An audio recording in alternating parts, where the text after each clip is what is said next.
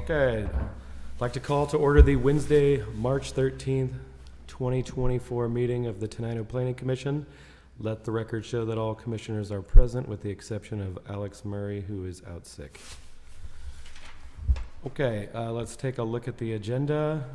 If there are any additions or mistakes, let's point those out and see if we can get a motion to approve. Motion to approve the agenda. This is where I add. Okay. So I'd like to add something to new business. Maybe appointing somebody to be a representative to the city council meetings.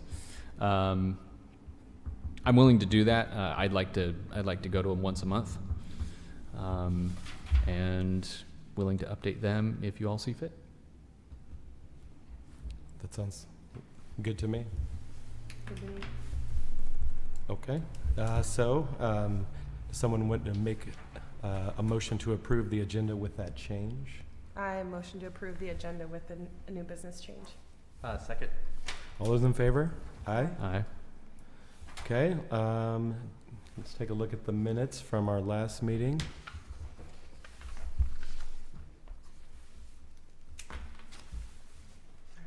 Move to approve the minutes. A second. All those in favor? Aye. Okay, no one from the public is here to comment. I guess, Courtney, do we have any reports from the administration? No? Okay. No reports. We're not having a public hearing, so let's move into our unfinished business. SCJ is going to make a presentation regarding Tenino's housing needs, land capacity analysis, and growth scenarios as part of the comprehensive plan update.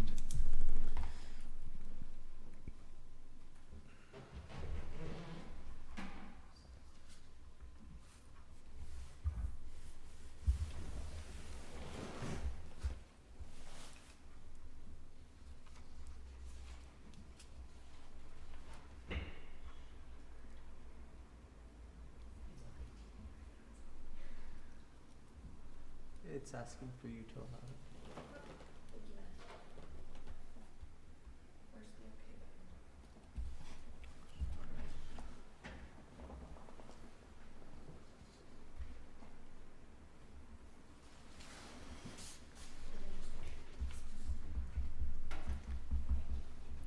All right, so I have a presentation tonight titled Tenino Housing Needs, Land Capacity Analysis, and Growth Scenarios.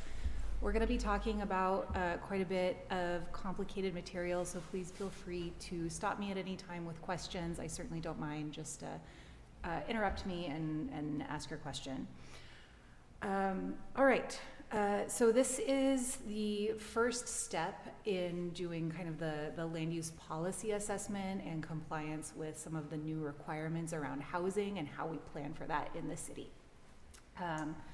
In 2021, the state legislature adopted House Bill 1220, which asks jurisdictions not just to plan for a specific number of housing units, but to plan for housing units that are spread amongst several income bands, and also to plan on plan how to accommodate permanent supportive housing and emergency beds to address some of the housing crises that we have.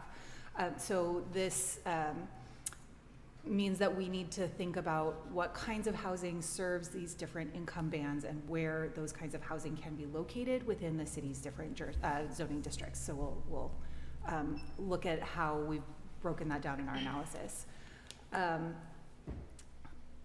This analysis that I'm presenting tonight is preliminary. It will continue to be refined by the Thurston Regional Planning Council.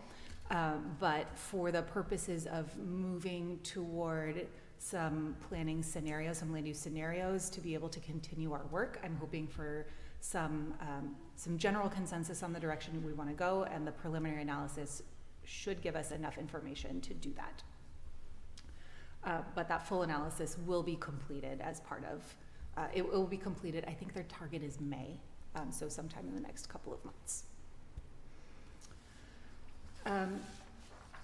As of last fall, the Thurston Regional Planning Council has developed projected housing needs for the county and all of its cities, and Tenino's allocations are shown here.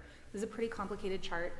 So across the top, that shows the income bands that we are planning for. So 0 to 30%, that includes permanent supportive housing. So that's things with like wraparound services associated with it to support people kind of in a transitional phase, as well as non-permanent supportive housing for people that are just in that, more permanently in that income bracket.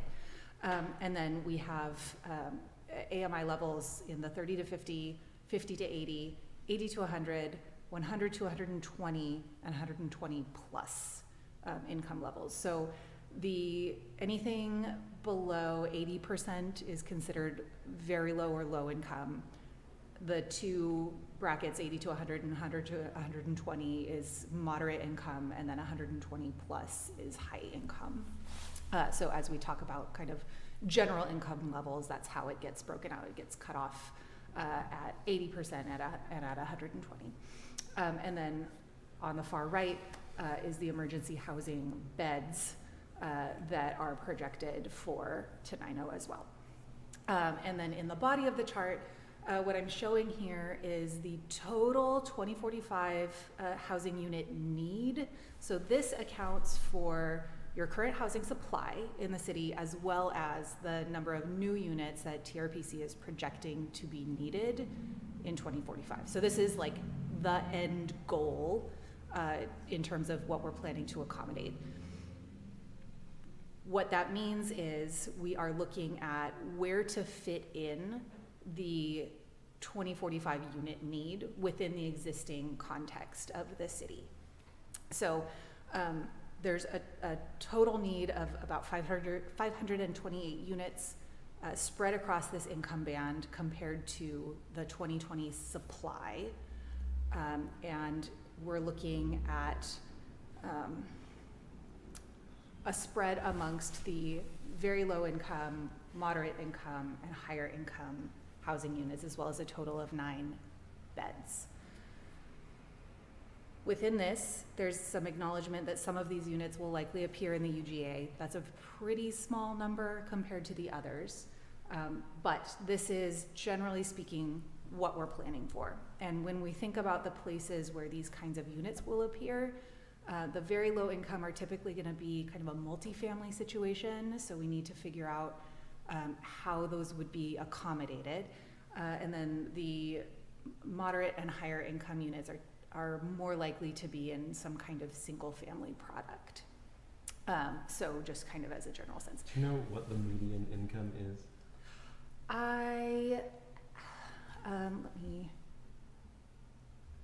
Let me get too into the peek background ahead. number. Let me see if I put it in the slideshow.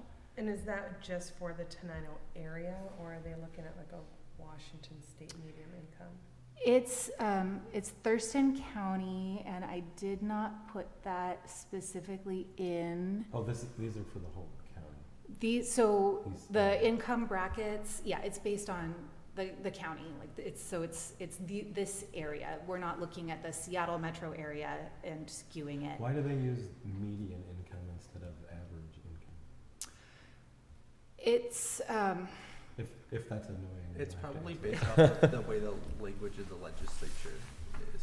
yeah. Sure, but there could be like one dude making $5 million, and if everybody else is making 20,000, then the median's going to be, But the $1 median, million. It would be, in that But the case, the median median would- would be skewed to the low end, right? Ye- Like if you averaged it, then it would get weighted pretty heavily by that one guy making 5 million. So the median would be more of a true representation of the typical. because income average would make the number skewed more than median would. It would. Because Yeah. median is Okay. take one off of each side till you get to the middle, where Right. averages add them all up and divide them. Yeah. Median's just the number in the middle between the lowest guy and the highest guy. Right? If I remember math correctly. Yeah, Yeah. that's right. Yeah. So that represents kind of the midpoint where half the people would Okay. make more and half the people would make less. Well, So it's not quite the average, but it is the middle yeah. of All right. the, of the scale. Okay. All right. Whatever. Go ahead. All right. And I will follow up with the specific income numbers that they're using. We don't need to. I'm not doubting it, I was just Okay. curious. Yeah, we're not referencing actual dollar figures, Right. per se, for this purpose. But this is how we do have to consider, housing. And when we say we need to plan for accommodating, that doesn't mean that we need to make sure this stuff is built. We need to make sure that it can be built. So I just want to make sure that that's understood, that, there's not a way that we can address all market factors to ensure that these products get put online within the planning timeframe. But we need to make sure that we are able to accommodate these numbers. And the red square is Tenino specifically? These are all Tenino specifically. So the 519 units needed by 2045 is for Tenino specifically? That's for Tenino specifically. That is, what this doesn't really account for is that there has been actually some pretty fairly significant development between 2020 and 2023. So that's not reflected in this number. So the actual number is looking more like 470-ish units. Yes, this is the current projected need for housing within the city of Tenino that is additional beyond what's already built in the city. That's a wild number. It is The big. growth Because that is yeah. literally taking, like, that is not doubling, but it's like expanding a third of what we already have. Yeah, it's a pretty significant rate of growth, and it's we'll get into it a little bit. So there's already some capacity in the city that we can deduct. So as we go through this, maybe it will start to make a little bit more sense, because we'll be kind of reducing the number a little bit. But this is our end goal, is by 2045 to be able to accommodate these numbers. Gotcha. Can I ask one more question? Sorry. Absolutely. The emergency housing, what does that actually look like or mean? So it's a there's not a specific rule about what it has to look like, but it's typically a temporary occupancy. It could be like an emergency shelter that just has beds that are allocated on a night-by-night basis. That's the most common form, but it could also be something like a tiny home village. There are some different models for how that could be provided, and there's a lot of sensitivity around emergency housing and permanent supportive housing right now. It's something that we need to make sure is allowed and could be constructed, but that doesn't necessarily mean that it will wind up being built here. I can't really predict some of the market factors that will contribute to it. When these numbers were developed, there was definitely some acknowledgement that this kind of permanent supportive housing and emergency housing is more likely to wind up in the Olympia Lazy Tumwater area, just because that's where a lot of service providers are already active. Yeah. But it still has to be planned for here. Gotcha. And when you say it has to be planned for here, is that because of the way TRPC decided the allocation, or because of the way the legislature forced the legislation? It's a little bit of both. So the legislature requires planning to occur. TRPC is the one kind of leading the charge on developing housing allocations for all jurisdictions, Thurston County, and all jurisdictions within Thurston County. And so through an iterative process, this is the number that was agreed on by all of the participants, which included Dan as a representative of Tenino. So exactly how the allocations happen could have been adjusted and were adjusted as that process happened last fall. And this is still where we wound up as a community. Gotcha. That makes sense. Thank you. Okay. Right. Any other questions on this slide? We can also come back to this one if we want to reference it as we go through the presentation. Okay. All right. So to develop a land capacity analysis, this is the part where we understand how much capacity for units that meet these needs exists already in the city.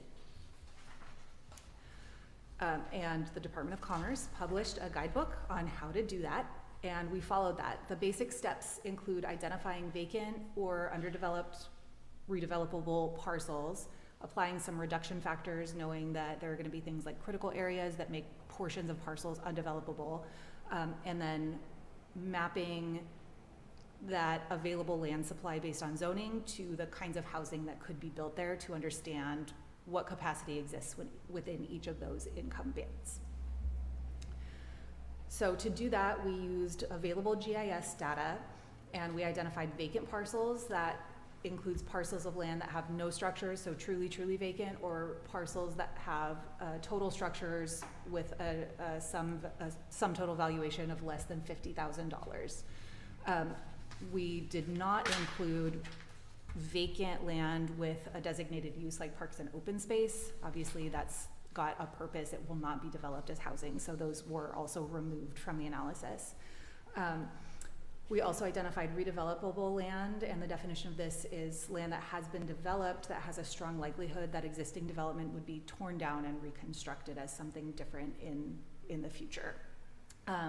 That typically looks like a very aging house that still doesn't, it still exceeds the vacancy dollar threshold, but it's just very underutilized in perhaps like a downtown situation where it's likely that something more intensive will happen on that parcel in the future. Or you've got one tiny little home developed on a very large parcel that could be subdivided and developed more intensively in the future as well. So that captures the redevelopable land. Then we apply reduction factors, so critical areas aren't going to be readily developable, so we removed those areas from the land supply. That also included the applicable regulatory buffers, so streams and wetlands have pretty significant buffers. We removed both the critical areas themselves as well as those buffers from the land supply. And then based on TRPC's guidance related to the Commerce Guidebook, we applied an infrastructure reduction factor. So we removed a total of 35% of the remaining developable land after removing critical areas from the supply to account for things like roadways and utility improvements and stuff like that. Sorry, I have one more question. Yeah. When we look at the Pocket Gopher, is all of the critical lands that are habitat area for Pocket Gopher included in the reduction, or is a portion of it included? Because I do know the county, for example, has an HCP now where you can essentially develop on those lands and pay into habitat conservation in a different area and still use that land.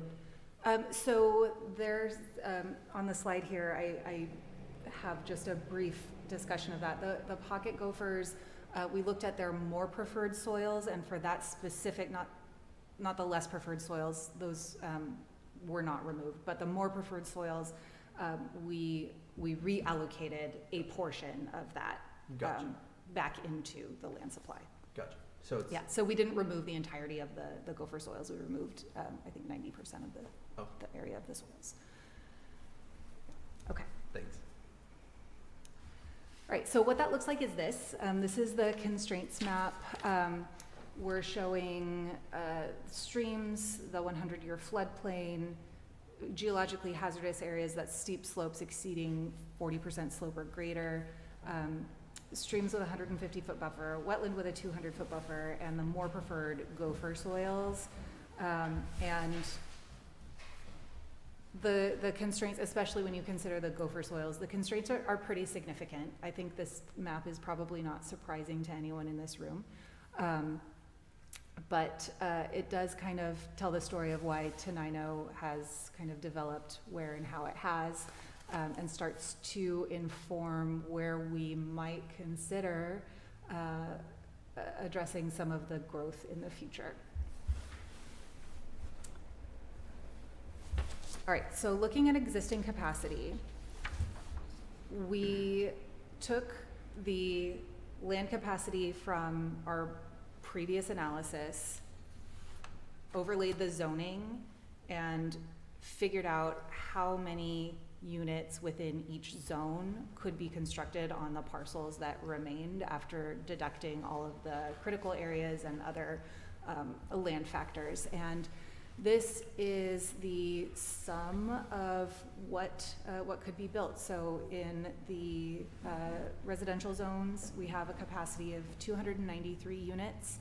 And in commercial and mixed use zones, we have an additional 44 units for a total of 337 units of capacity in the city already. So As if everything that could be built within the city limits was built. correct, yeah. If all of the vacant and redevelopable parcel areas were built to their maximum potential density in their current zone, this is what it would look like.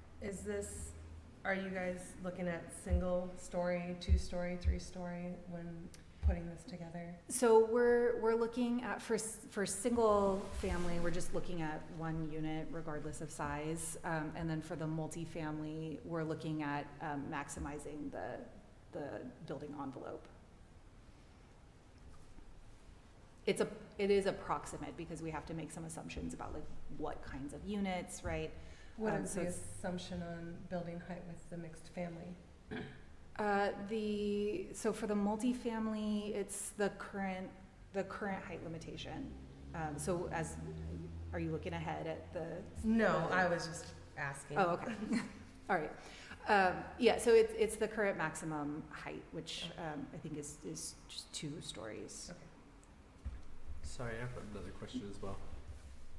When, I guess, now looking at this number and thinking about the idea of like underdeveloped, do you know, like, in this allocation, like how much of Tenino was considered underdeveloped? Like how many homes are currently existing that are considered underdeveloped? I can bring that number back. Yeah, I don't have it in this presentation, and I don't want to share the wrong number, but I can bring that next time, Gotcha. or send you a follow-up email. Okay. The only reason I ask is because I feel like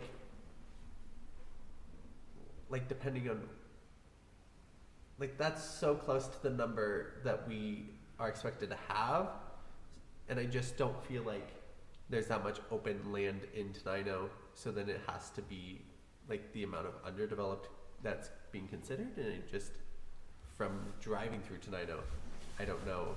There's some bigger parcels that Yeah. have one house on this side. Well, and that's, over there. I guess that's like my, It's like a whole city block that Yeah. has nothing, one house on it. well, and that's like my thought is like, if it is that concept, like how much of our like the idea of our available additional is actually something that's feasible. Like if we're considering that and the ability to tear that down and build 4 houses or whatever, like really at the end of the day, I don't know that really matters, because we just have to essentially plan for it. It doesn't actually necessarily have to happen, Right. but it is an interesting concept to think about what's actually feasible out of this analysis. Yeah, what we have already. What about like the manufactured home community? How do you deal with something like that? That is zoned, I don't know what the zoning of that is, behind the grocery store? We plan for that to remain as is. Those don't turn over very frequently. I see. Yeah. They also represent some of the most affordable housing, so in But if many some of ways. that was converted to multifamily, then the density could be a lot higher, and that would probably get the rest of the number that we need for. It potentially could. purposes. Well, we're gonna talk about options. They don't have to actually do anything. You don't. They You don't. don't But have you to do anything. no. But we still want it to be relatively, feasible. It's still gonna have to pass TRPC's review. And But we wouldn't just be done, because it's a humongous area. Like we just said, let's rezone a multifamily. They don't actually have to do it, Just but don't we're do done anything, then, yeah. right?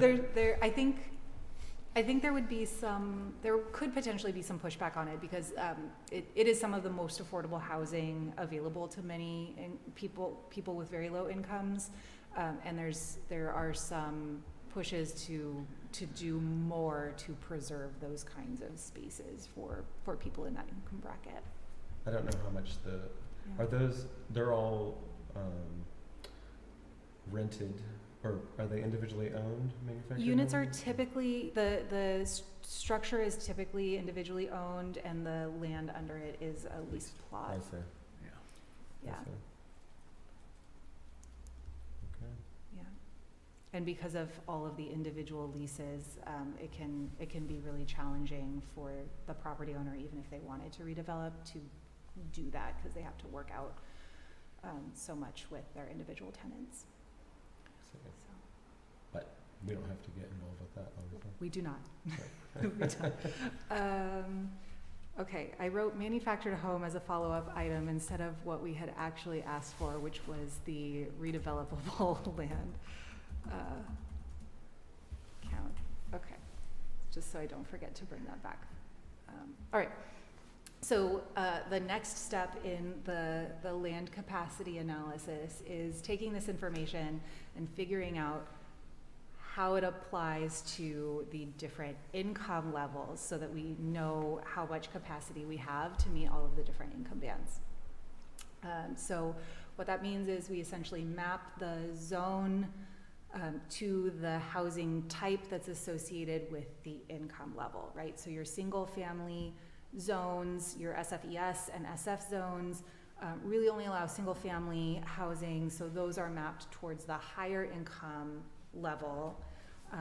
We've mapped the single family duplex to the moderate income level, and then the multifamily and mixed use zones to the all of the various low income bands in the 0 to 80% AMI. Based on that, what we have is the ability to compare what our allocation is with the capacity that exists and figure out if we have a surplus or a deficit. And in this case, we have a surplus of capacity serving the very low and low income brackets, and we have a deficit, i.e. we need to plan to allocate more units toward moderate income and higher income levels.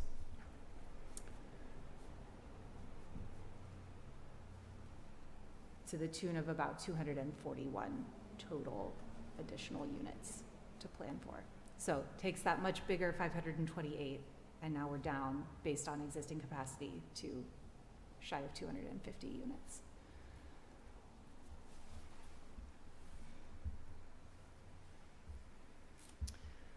We also need to consider, as we are doing this planning work, the role of permanent supportive housing and where that can be located, as well as emergency beds, just to make sure that we're properly addressing that requirement from the state legislature.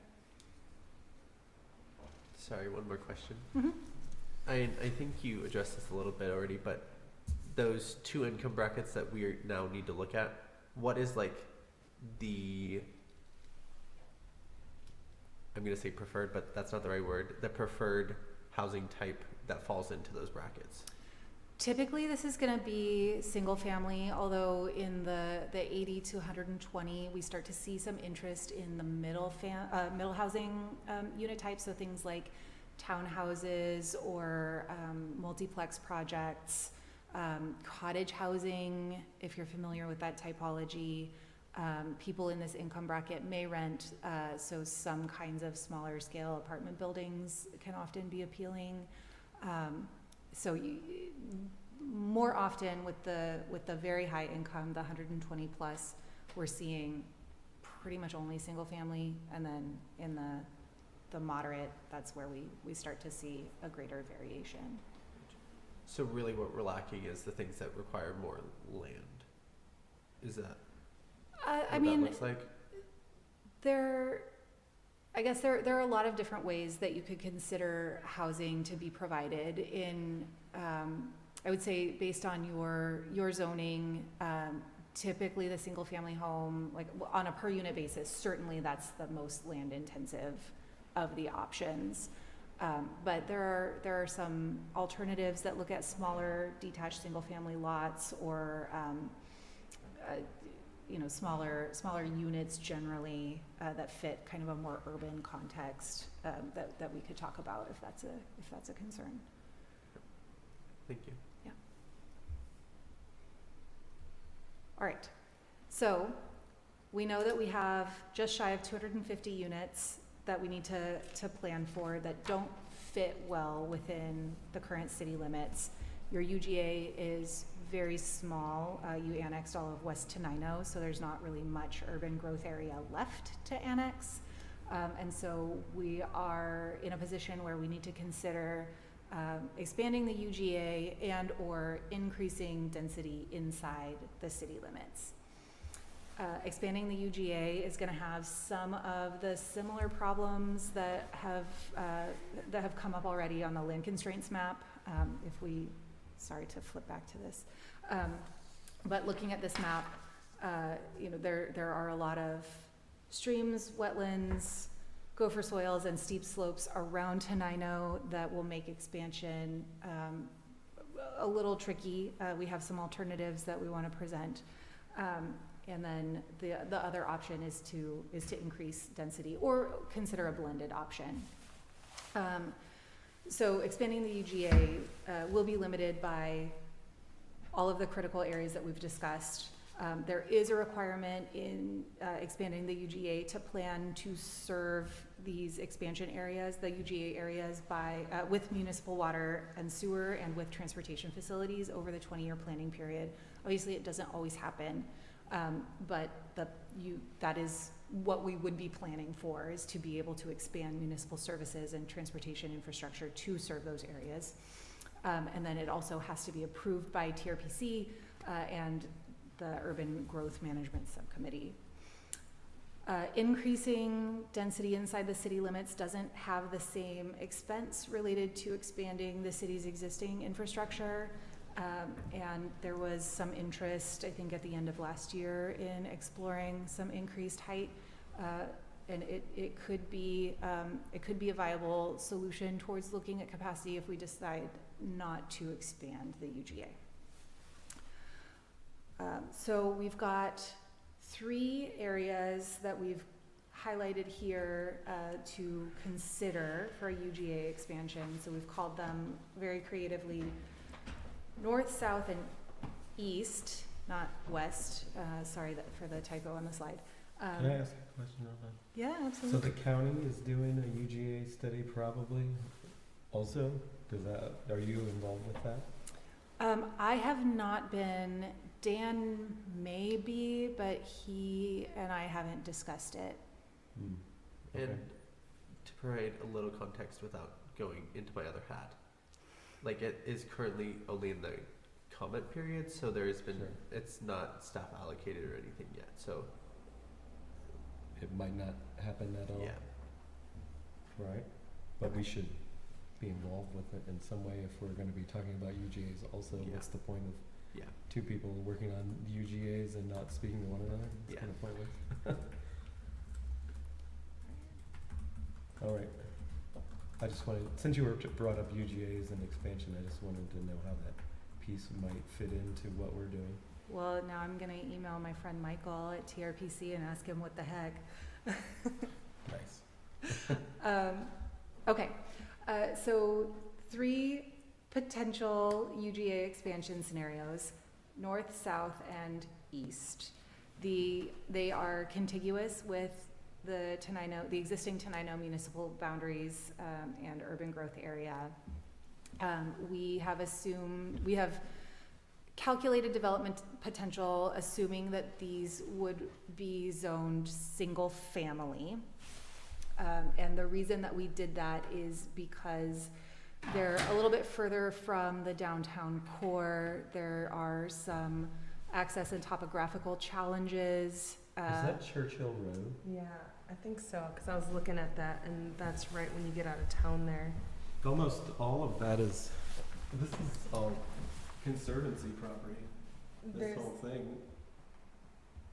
So you'd have to go, do we have to bring utilities to these UGA locations to entice people to develop there, or are they gonna pay for it? Bringing the utilities, do we have to do that in advance of So no, development can pay for development, right? Like if somebody who owned several of the lots south of the Conservancy property, if somebody wanted to develop a bunch of those, then they could bring the utility extension, they can build the roads, so they can provide that infrastructure. They would provide that infrastructure as part of their development potential, or development project, but the cost is very substantial. So yeah, it's something that might not be feasible. Right. How did we come up with these scenarios? We developed the scenarios with Dan's input on the local conditions, and I'm very sure that we excluded the Conservancy property, but because we need it to be contiguous, like from the density calculations, but because we need it to be contiguous, we still are including it in the scenario. Right. But it's kind of be like a total satellite community separated from downtown. They would have to bring the utilities, it seems like, so far away from town to service an island community. Yeah, Would it make more sense to annex Mima Acres, sure. for example? I mean, Potentially, and we talked but that's about not that a even little one bit. of the scenarios. We did talk about Mima Acres because of the, I mean, all of Mima Acres is constrained with critical areas, so between the gopher soils and the stream and floodplain situation, that one didn't But you make can our build short on list. gopher soils if they aren't there. True, I mean, true. You just And- have to do the survey, and there's probably not a lot of gopher activity by the floodplain, I wouldn't expect, or, I mean, not all of Mima Acres is in the floodplain. I'm just wondering why it wasn't picked as one of the scenarios when, to me, the Churchill Road scenario seems pretty, I don't know, Yeah. fanciful, I guess. I would We say, could- or dreamy, perhaps, I don't know. Well, and this is the kind of feedback that I'm hoping for, so we could evaluate a Mima Acres scenario instead. Yeah. We did some preliminary work, but these are in no way final. I guess you have to have some scenarios that you can just discount. So you have, Yeah, so you don't just have one scenario, you have to make up some extra scenarios. ideally we're getting to two scenarios, two Alright. scenarios total. So we're kind of looking at where some options are. There's also potentially like a further south scenario that looks at, I'll just gesture, that looks at kind of this area in here. Right. There's a rail crossing at 184th. There's like some access benefits to potentially going further south, but the costs associated with utility extension would be really significant. So there are some other potential options that we can talk about if some or all of these should be rejected. So we have some backup plans. Right. I also would be interested in looking at west, for a lot of the same reasons Will just brought up, but also like the pocket gopher. Even I am someone who understands conservation and very much appreciates it, but there are ways that have been agreed upon with Fish and Wildlife to be able to use pocket gopher habitat in small areas and then do work in other areas to protect a larger section of habitat land. And I feel like mitigation. Yeah, and I think in Tenino's interest, like, I apologize because we haven't even got there, but like east makes no logical sense in an idea of building a community. Yeah. North, like that is all one person's property. Pretty much, yeah. Yeah, and from all aspects of that person's property, I don't imagine they're ever going to sell it for subdivision. Yes. And then south is really the only feasible one that makes any sense.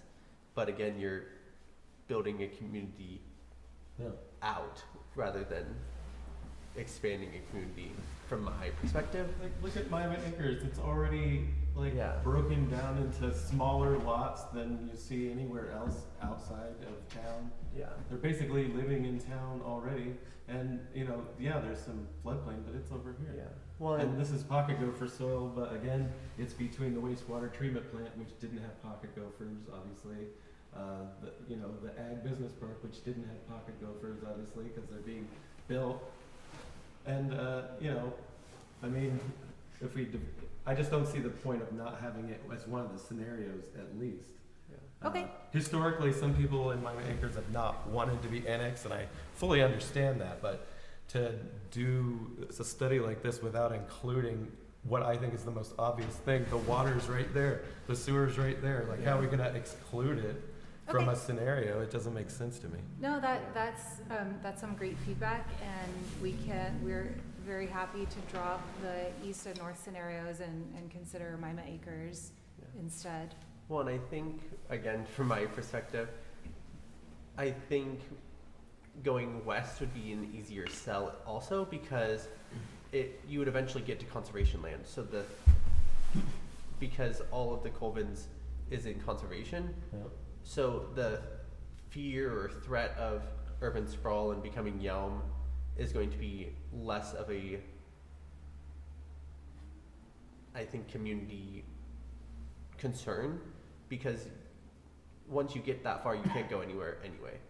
So maybe in 2060 we have to address something else, but I think that way also kind of gives the mindset of, okay, we might have to sprawl a little bit, but there is a boundary line. We're not able to go past this, where the other ones, I think people would be afraid of, once we start expanding, Yeah. we're never going to stop. It's gonna be all the way to Bucoto, Yeah.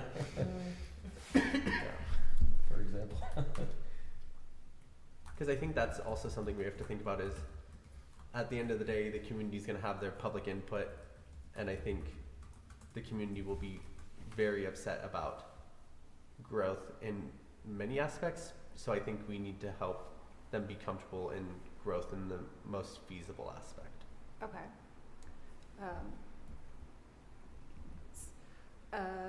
All right.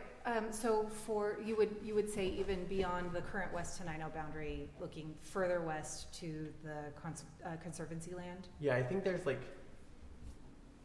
honestly, I feel like there's only 100 feet or something between the egg park and the Colvins Ranch, but I don't honestly know. It's pretty narrow Yeah. strip, that mile sand and gravel driveway, and Yeah. a little bit, I don't know Yeah. how far it is. But. Okay.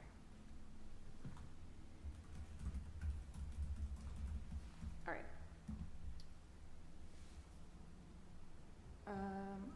Let's, I'm only gonna, since the north and east scenarios are not feasible, then I'll skip Sorry. those. No, that's okay. No, I really appreciate the feedback. We looked at these areas as a team. We decided to present them, but I don't live here. I'm a newcomer. I don't understand all of the ins and outs the way that you all do, and I deeply appreciate your feedback. And I am sorry that we missed the mark. Oh, no, that's okay. Additionally, as you go east on 507, on the left-hand side of the road opposite from the east scenario, where there's a little bit, it's very, very wet there. Yeah. That's why we didn't look at the north side of the road on that. Yeah. Okay, so looking at the south scenario that we have presented, this is just over 123 acres, about half of which is buildable, and our calculations indicate that this would accommodate about 350 housing units, and the infrastructure extension in 2024 dollars would be about 1.6 million. That is a cost that may be paid by the developer if the city's able to find grant funding or something that might contribute to the expansion of utilities, but that's just something to keep in mind. For comparison's sake, the north scenario, as we calculated, would fit just 260 units at 1.5 million infrastructure costs, and the east expansion would fit a pretty big number of units, but would be almost $4 million. Can I Just ask you a because it's far question? out. Just Yeah. will you go back to one of those sets of numbers? when we look at these maps and we say that the buildable area is this amount of acres and the additional housing is this many, like those pieces of property aren't currently owned in like 0.1 of an acre, is that correct? So it'd be like a developer coming in buying this land if all of the conditions are right and we prepare them for this, and Yeah. like hypothetically a developer comes in, buys and subdivides. Is that essentially Yeah. what the You might get, number is? so you might get like one of these to develop individually, but like all of those, that would be somebody having to consolidate land to be able to develop. And the same would be true in Mima Acres. We talked about this. A developer would pick up maybe like 2 of these parcels, and then they'd be able to do something sort of like this Yeah. subdivision that happened here. Yeah, I mean, how many units are in that, the one that you were just, the hidden meadows? I feel like they shoved a lot in there. Something. There's a lot. They're pretty close together. Yeah, they fit a lot. So like something like these, So we like 2 could- of these like the parcels could top- accommodate like 30 units. Yeah, or like the something. top, Yeah. parcels where the water goes right past it and the sewer goes right past it right now. Yeah, so we can, And- I guess should we look at the entire Mima Acres? I don't see why not. Right. You don't Okay. have to do it all. It's gonna be like thousands of housing units. Like, we don't need that many. I mean, there's no Yeah. reason to go that far. We do need to consider the planning requirement to provide municipal services within a 20-year time frame. So if it doesn't seem like it would be feasible to. I mean, it's the most Yeah, feasible. but in what terms of what I'm saying is utility. like, should we cut it off like somewhere? Whatever makes, oh, I see what somewhere you're saying. arbitrary- How or far do could we should get in 20 Yeah. years? Well- Whenever we get to our number. Yeah, okay. Like, why would we Can go I- further than we need? Can I ask a question? Mhm. Does Thurston County have to provide services like road, like Maintain Like that. Yeah. fire. Yeah. like, are they in charge of that section? Yeah, and policing and all that stuff. Yeah, Oh, okay. so obviously since this isn't in the UGA, there aren't like water and sewer utilities, Yeah. but in terms of roadway improvements and emergency services, yeah, that's all Thurston County. Gotcha. So I think, and anyone else can say no, but I think for ease of the citizens in this, I feel like we should consider essentially from the start of Mime Acres to wherever the road ends. Because if we put a UGA and stop in the middle of Mime Acres, the road maintenance is going to be a little different. It's not the only place where that kind of situation would happen, that condition does exist, but, I'll look and see. We could just make a deal with the county Yeah, that's true. or something like that. Yeah, They I'll- could keep maintaining it, or we could maintain it and they could give us money, something, I don't know. I'll take a look at the requirements Yeah, for, it'd just be for funny to be like, UGA. this I is the think end of that County Road. there's probably room for like slightly more capacity than is strictly needed, just from like a feasibility Yeah. perspective. But I am not sure how well received the entirety of Mima Acres would be, Yeah. because that would be many times what is needed. Although, with the critical areas on the east side, that definitely deducts a pretty substantial amount of the land area from potential capacity calculations. So, but yes, I will bring that scenario back next time. We'll skip those, and the last scenario that I have to offer is the potential density increase in town scenario. So the conversation last fall is kind of where we picked this up, looking at potentially increasing the height in the C1 zone from 35 feet where it is today to 50 feet, which would be the addition of 2 stories. It allows for some different kinds of construction typologies. So this would be, I think, a 3/1, 3 stick built over 1 concrete floor, which tends to pencil fairly effectively for developers. Any potential new development would connect into the existing infrastructure. There would be improvements as development occurs to that infrastructure as needed. The additional capacity, this wouldn't solve the problem on its own.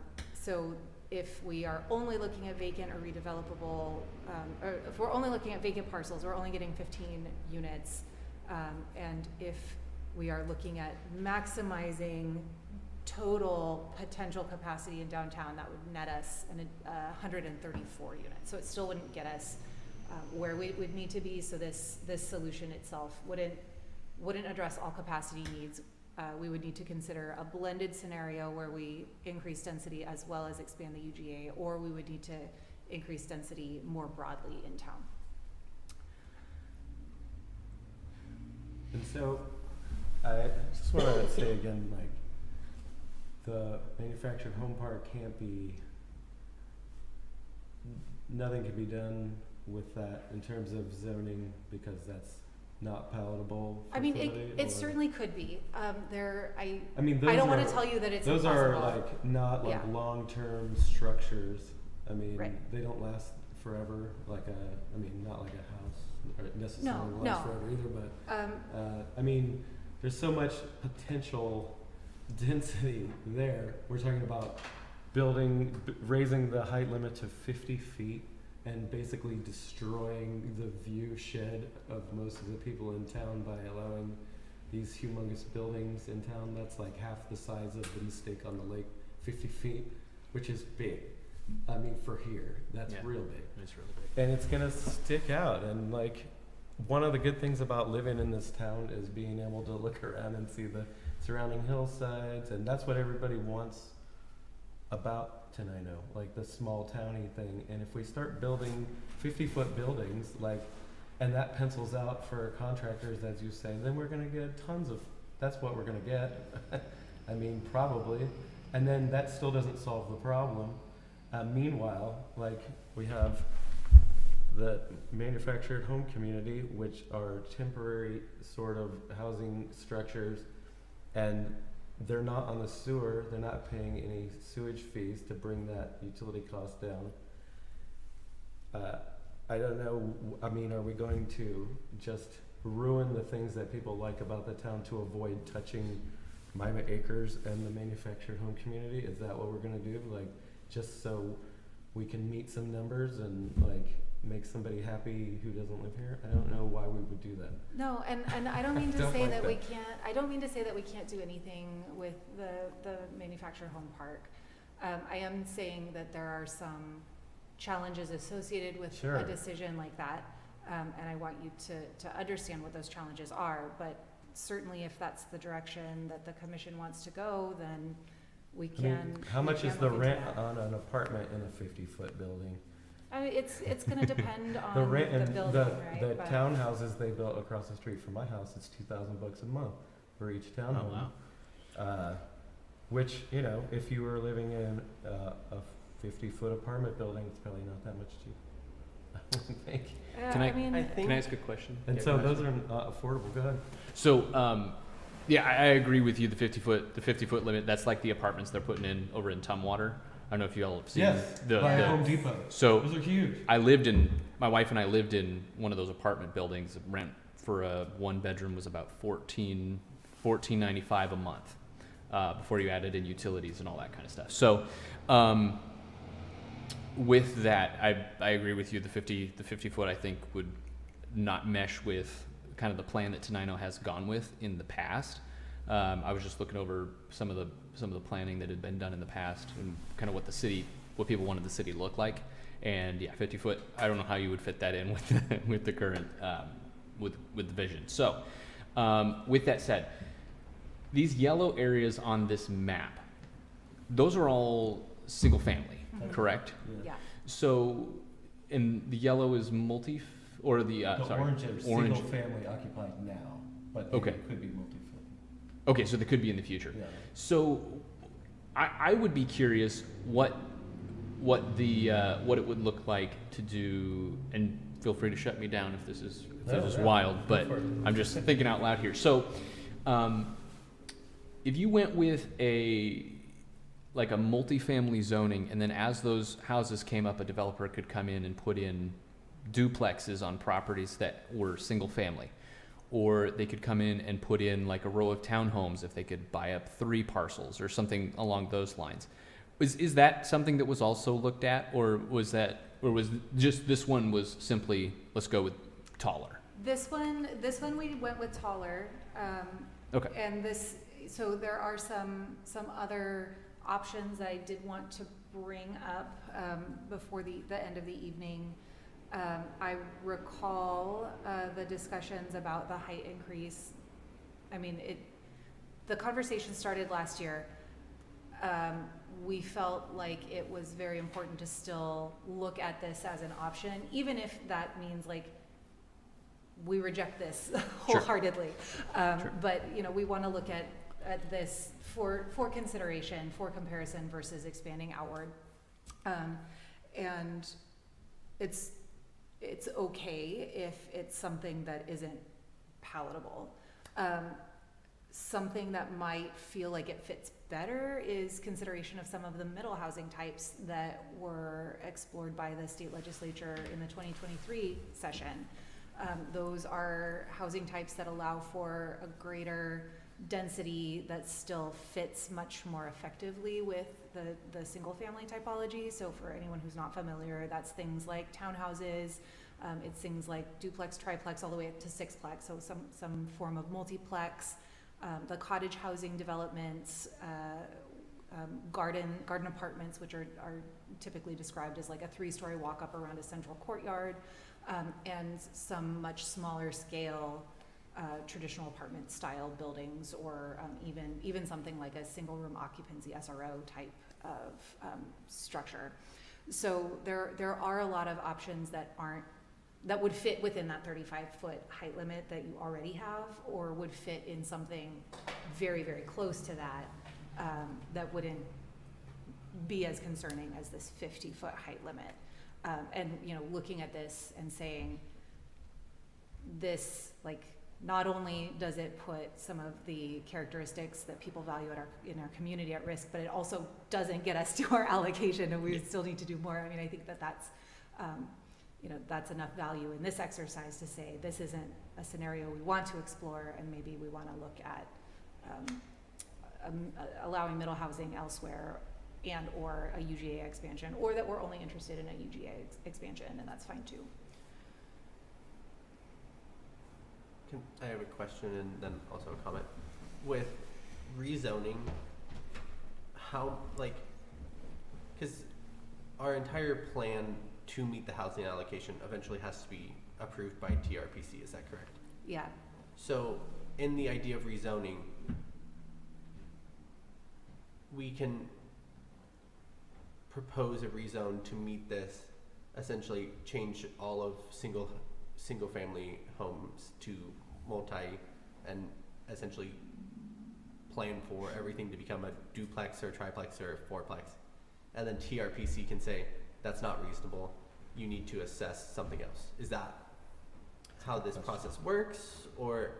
They may ask questions and ask us to defend our analysis and results, but if our analysis is technically correct and our results are well-founded, then I don't think that they can reject it.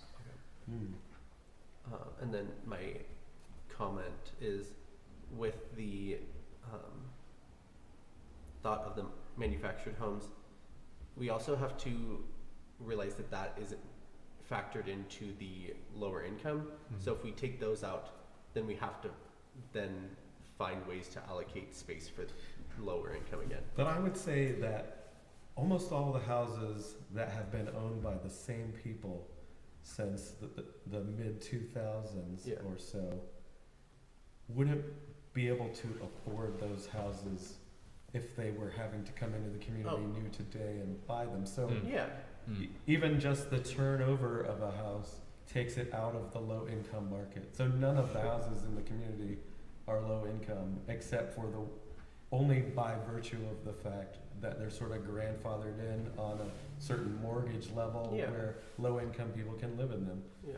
I would say that's probably the same thing is true for the manufactured homes. That's why they don't turn over very much. Yeah. And so if one of the manufactured homes was to go kaput or whatever, and they had to tear it down and bring in a new one, like, is that still going to be serving a low income person at that point? Because now they're going to be making payments on a much more expensive manufactured home and a more expensive rent, I would assume, perhaps. I don't know. I mean, Yeah. there's no guarantee that any of these units are locked in at a certain income level based on the increase in price that we've seen and has not really slowed down a whole lot. I do Okay. agree with the thought of the hypothetical. I do feel like if it is left in the opportunity to only be a manufactured home, then that whole pricing scenario would stay significantly lower than putting a house there and having to rent it out that way. I was thinking multifamily. So if you put a duplex on every one of those lots, then Yeah, I mean, I don't know. I feel like when I look at this whole analysis in general, I become very skeptical well, because, in my opinion, the thought that any of these low income 0 to 30% permanent supportive housing, non-permanent supportive housing are supposed to be going in what the community of Tenino deems a rural community is absurd to me, but that is how TRPC developed it. But it's absurd to me because we don't have resources, we don't have public transportation, all of these things that these low-income individuals need to thrive and succeed, we don't have. So the idea that TRPC and our municipality partners decided that this is the grouping of houses that Tenino needs, I don't think was in the best interest of rural communities, but that is my opinion. I probably will make enemies saying those things, but I think the idea that, like, I also am skeptical of the idea that the redevelopment would meet these needs, but that is also just the idea that housing is so incredibly expensive, and I think what is deemed on paper as possible and the actual possibility is different. And I think from my perspective, and this is going into a longer soapbox that I will hop off in just a second, I think the idea that GMA and all of these growth plans have to meet these hypotheticals, but then there is no enforcement arm to make sure that these things are happening, because we can't bring developers here. Like, we can bring developers here with rezoning and all those things, but if we are told we have to build 519 units in the next 20 years and we rezone, but again, we still don't have any of those common necessities, everything's going to go to Tumwater, everything's going to go to Yelm, everything's going to go to Olympia. So, like, the idea that we're allocated this amount of numbers, but then most likely aren't actually going to ever get close to these numbers, I just don't, it's hard to see the true, I don't want to see value, but the true, like, end results value, because it's hard to say that this is going to be a successful plan. We can plan for anything, and that is why we're doing it, but it's hard to then think that we're going to ever meet the threshold of the low income. And I mean, how do you build new low-income Yeah. stuff? There, you got like Habitat for Humanity, Yeah. and it was like maybe 2 organizations in Yeah. Thurston County that are doing that kind of stuff. yeah. I mean, One, like, Tenino would be receptive of that, I'm certain, but we Sure. just don't have the resources. well, Like, that's why they don't build them here, Yeah. because you know, all the resources, all the bus lines, and all that stuff are Yeah. in the larger communities, and that's Yeah. why they focus building the low-income and affordable housing where there are the most services, Yeah. because you're just putting somebody out here in the middle of nowhere with Yeah. no money. What are you supposed to do? yeah. So that's my soapbox. Yeah, that makes sense. I definitely agree, and it is a problem with the methodology that was envisioned by the legislature. We do have to plan to accommodate it. We cannot ensure that it gets built. We can do our best to remove barriers so that that kind of housing can be accepted here, but it is eventually just gonna come down to the market, and the willingness of an affordable housing developer to do that kind of project here. You know, with how much things have changed recently with AI, with self-driving cars, you know, with all of these changes in like mobility, for example, you know, who knows exactly what the future is gonna look like, and maybe in 20 years, things will look very different. And so, you know, we wanna make sure that the possibility is there, but we also recognize that there's only so much we can do.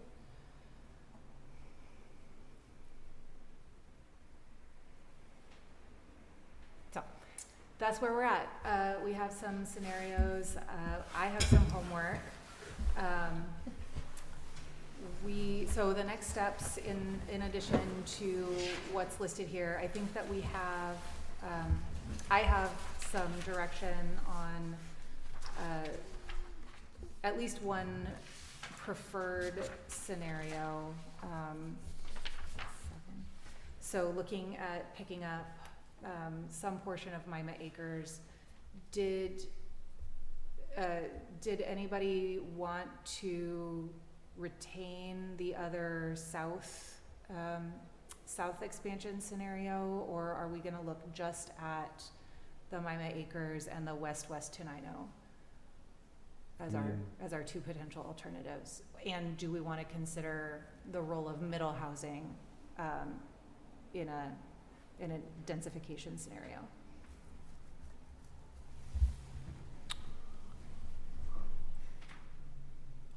What are your thoughts? Well, I was going to ask what you thought about that middle housing idea. Are you talking about inside the like sort of almost downtown core? Yeah. I mean, it could be more broad than that. I mean, middle housing in other jurisdictions, like up in King, Pierce, Snohomish, and Kitsap counties, that's supposed to go into single-family zones, any residential zones, right? So the vision with middle housing is that it would fit anywhere because the scale and form is pretty compatible with single-family residential. Okay. So we could look just in the downtown core, but we could also look broader than that. And I can bring some educational materials about middle housing, what those kinds of typologies look like, how they compare to a typical single-family residence that might exist already in Tenino, if that would be helpful. I would personally be interested in that, seeing what that kind of looks like here locally, so that we don't have to sprawl too much, like Matthew was mentioning. So, but yeah, that would be my thoughts. I mean, I don't think we should get rid of that one. Okay. The east one seems, and the north one seemed, like straw man a little bit. I was like, that's fine. The south one also, I mean, at least it's, relatively contiguous with the rest of the town. I don't think it's probably the most logical choice, but I don't think we should get rid of it. Oh, that or the density one. Okay. Is there any increase in height that seems like it would feel comfortable, or are we putting a pretty firm stop at the current 35-foot height limit? Well, since we've been discussing about how this planning may or may not happen regardless of what we do, but changing building heights is something that will have a big impact regardless, I don't think we should keep talking about that personally, but I would agree. We're not going to meet what we want. We're going to make everybody unhappy, and we're going to fundamentally change the characteristic of the community by allowing building heights. All of the other things we're talking about may or may not happen. We could expand west as far as we want, but there's no guarantee that anybody will ever actually build there. But if you say you can build a 50-foot building in downtown, somebody's probably going to do that. And it won't be the first one. I mean, it won't be the only one. So, yeah. I'm asking. That's a real change that we're talking about, whereas the other stuff is kind of like, more conceptual. I'm asking because there are the middle housing kind of ranges in scale and density, right? It's the middle between single family and, And so Some of- 35 feet is a 3-story. right, and Apartment so building. there are some of the typologies on the more dense end of the spectrum may not fit in 35 feet. They wouldn't fill necessarily 50 feet, right? There's, but there's some wiggle room where they could benefit from like a little bit extra, if we were willing to consider that. But if we're not, then that's fine, and I will just remove those from. Can I ask what those types, like, are those types that we like are commonly seeing, or are those like different types? So they're more of the smaller scale traditional apartment buildings, even some of the like garden style apartments, that have like the walk up, with the way that some of the like the mechanical equipment and other features of the building need to fit. Sometimes those have some trouble fitting in that 35-foot height limit. So, it depending on how we want to treat that, I'll bring some more information next time and we can fine tune it a little bit further. And also with the height increase, is it like in that scenario, and is it the whole city or is it just specific zones? Like what raises to 50 feet? So that's going to depend a little bit on what you guys want to consider. In this graphic that's presented here, it's just the C1 zone, so just the pink. Gotcha. But we're also talking about not just residential buildings, but also commercial buildings, because we wouldn't be able to say Right. only 50-foot residential buildings in the C1 zone. So then 50-foot commercial buildings, or mixed buildings would be something that, that's the model that people are doing right now, right? Yeah, They the build commercial on the mixed first use, floor and like Yeah. the mixed use 6 model stories is up or retail on the whatever. bottom. is popular. The combination of the residential and retail can make for a really interesting and healthy downtown. Mhm. It might not be right for every community with like how the building needs to be designed so that it will pencil for a developer to be able to build it, right? So that's fine. We don't need to explore that in particular, although there are absolutely some zoning tools that could be used that would incentivize a building. Like, for example, people could get a bonus 15-foot height if they are putting in a mixed-use building, right? And so you could allow that height only in certain circumstances, so it wouldn't necessarily be just a blanket ceiling lift. But then you still get something you don't want. Right, and that's kind of what I'm trying to probe with the question of, like, is there somewhere in between that feels like maybe it would be okay to explore, or is it a pretty firm stop at 35 feet, and then I'll just tailor the middle housing typologies that I'm presenting next time to the ones that fit in that. Do we have buildings in town that are already 35 feet? Mason Building, I believe, is The Mason biggest Building. Yeah. and I think that's what kind of like set the bar on the height limit. Okay. I think, as I recall. Okay. So I have a question in the whole idea of height. Could we just designate it to like the yellow zone, whatever that is? The middle housing? Yeah.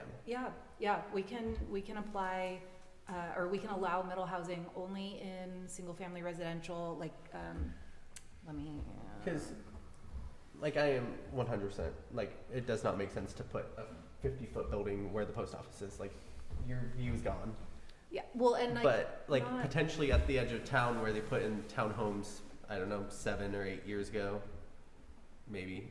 I don't remember time. But, like, out there, a 50-foot building would have added 2 stories to whatever they put there. And that doesn't necessarily ruin the view because they cut down trees and built a whole community in it anyway. That's lower in on the The grade. manufactured home community is quite low, and I would think from 507, it would not be higher than 35 feet probably. If you were looking out, it wouldn't be any higher than the Solace buildings, but so it's probably set at least 10 feet lower than. Yeah. I don't want anyone to think that middle housing comes with a 35-foot height limit. There are plenty of middle housing types that are much lower than that fit within the 35-foot height limit. There are some that don't, and that's those are some of the higher density ones anyway. But there are plenty that will fit within 35 feet. And then there are some that are marginal.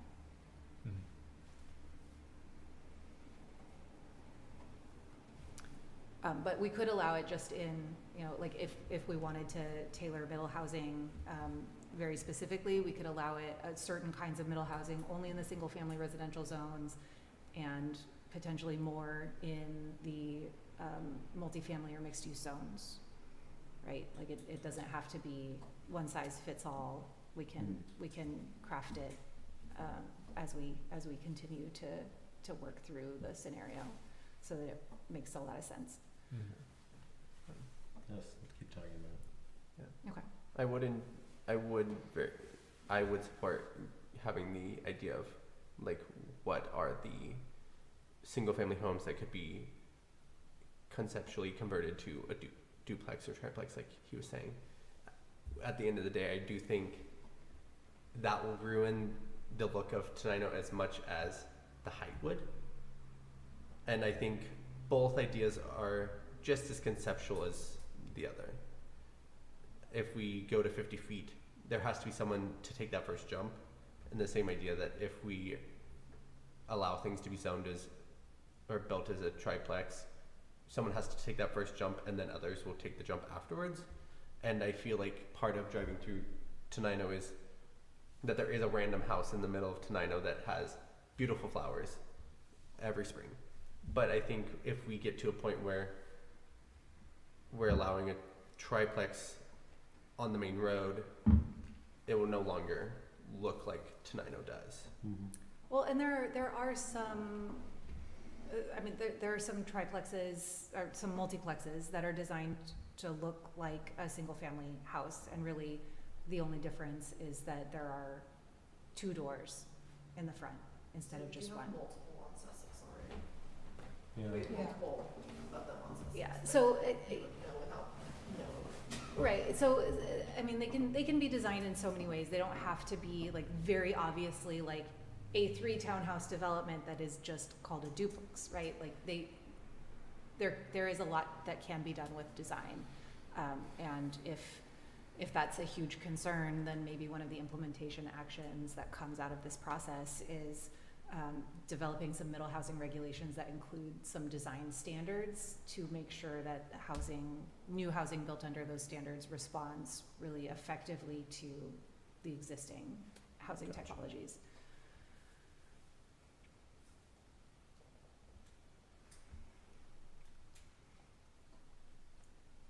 Okay.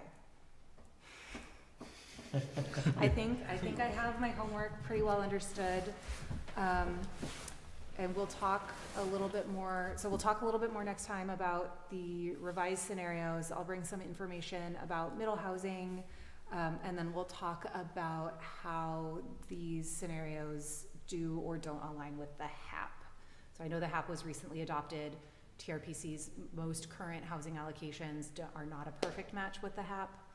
So I do want to acknowledge that and talk a little bit about what that means. So that's your preview for next time. Any other questions?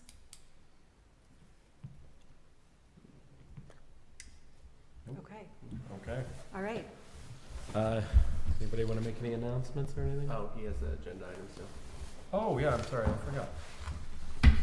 New business. We need to, there's interest in having a rep from the planning commission attend at least one city council meeting a month. What does everyone think about that? Somebody's willing to Maybe I do should that? maybe I should preface. I'll preface this.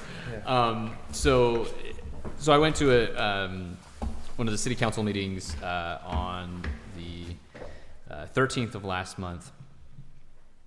Yeah, I believe it was the 13th of last month. Anyway,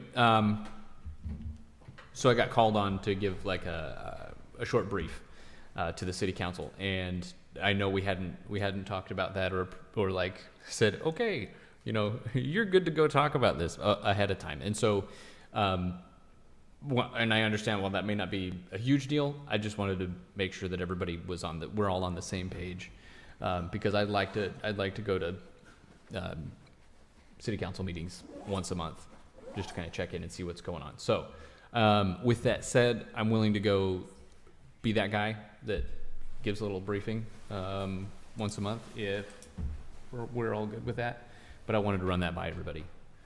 Yeah, I Before I think did that's one, I'm okay with you doing it, but two, I also think it's important because when I came on, the city council was just working on something that we had sent to them, and they didn't have information on it, so then they sent it back to us. So I think someone being there to answer those questions will be beneficial. So Okay. yeah, I'm fully in support, and if you want to do it, Yeah, if you go for it. Okay. decide you don't want to do it, you don't have to feel like you have to keep doing it. Yeah. But I do think it would be helpful. All right, well, so I guess make a motion to have Adam be our official liaison to the city council for as many times as you feel like doing it. Okay. Yep. Yeah? Yep. Do we have to actually make a motion? Oh, sure. I move that Adam is the person to go talk to the city council once a month as he sees fit. Very good. Second that. Okay, all those in favor? Aye. Good one. Okay. All right. Cool. Any last minute things anybody wants to say? No? Yeah, I think we're good. All right. Meeting adjourned.